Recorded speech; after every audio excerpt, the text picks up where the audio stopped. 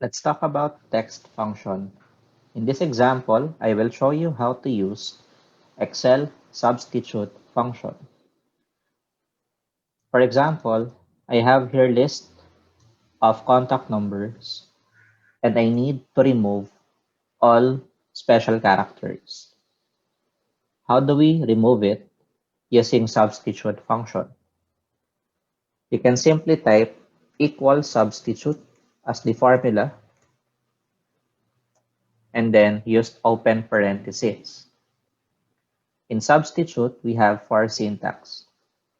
Text is the first part of the syntax. Text means the given contact number, comma. The next syntax is alt text. Alt text means the character that you want to replace or remove. If you need to remove or replace the dashed symbol, you cannot type it as dashed. You need to include double quotation, then dash and double quotation. Because if you just type a negative value, it will define a number entry. And we're not talking about number entries in this example because we are under a text function. To define text value, you need to display the data with double quotations, comma. What is the character that you want to use for replacement? If you want to remove the dash and also remove the spaces between the numbers, you can simply type two double quotations. That means character without space. If you're done, close parentheses, and then press enter. Excel will display the contact number without any dash symbol. And drag it down, Excel will automate all the rest of the contact number.